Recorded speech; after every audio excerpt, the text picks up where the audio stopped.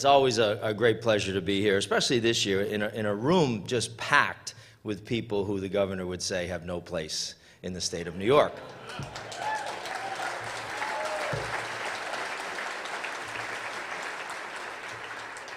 I want to start off by just thanking the whole team that puts this great day together. Dale Walker, who leads our prayer groups every week here, and Dwayne Motley, Stephen Hayford, and Reverend Jason McGuire, all good friends and spiritual mentors for all of us here in this building, and boy, do we need that here in Albany.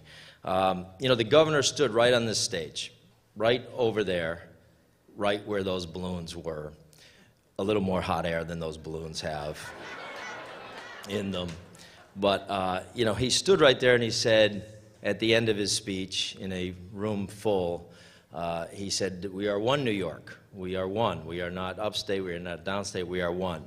And then within weeks, there must be something different about going from here to inside that Capitol, because he walked up the stairs, went into a radio studio, and then proclaimed that if you believe that marriage is a union between a man and a woman, you have no place in the state of New York.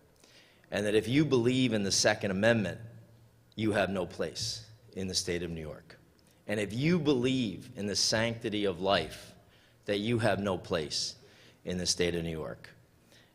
And I am here to tell you that you do have a place in the state of New York.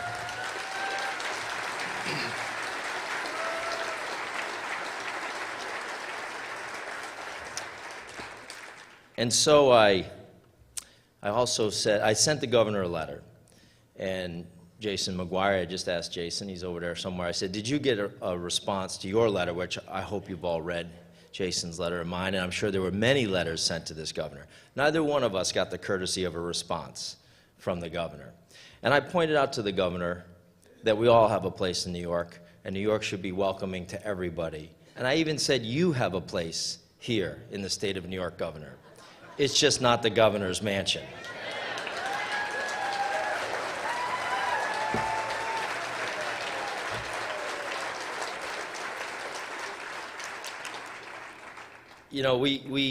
Phil spoke a moment ago. When we hear that you are praying for us, that means a lot. It really does. It's helpful to us. We can feel it. We know it. We certainly have a lot of people that get angry with us all the time. That's part of this business, but it's very helpful to all of us to have people praying for us. So please keep that up for us. We need it, and it's so helpful to us. Just this week, we lost my dog, and I'm still emotional about it, as you can tell. So, and I thought, why? It's a dog, and we all get attached to our dogs, right? They're like family members and pets, and more than pets, they're part of the family. And she was there, and I thought, wow, geez, I'm really taking this hard. Well, she was there with me every single day. When you come home, they're always happy, right? They always love you. They're never mad at you. Even my wife is mad at me sometimes, but the dog never was.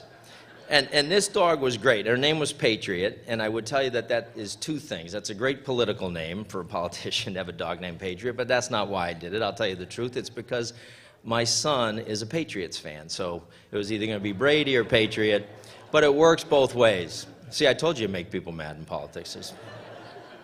So it works both ways. It's a great name for a dog, and he's a Patriots fan. But she was with him, and I was looking through some pictures. And, the kids are little. We got them. Now they're big, right? Now they're junior and senior.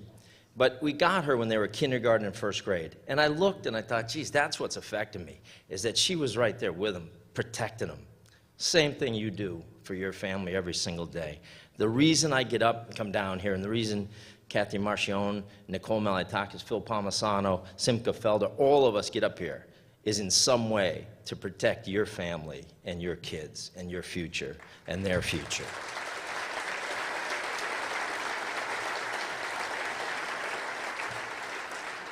And just the other day, if you're on social media, which probably everybody, well, a lot of you are, certainly the young people are, but Jason put up a great quote the other day, and he said that, just remember, a mighty oak was once just an acorn that stood its ground.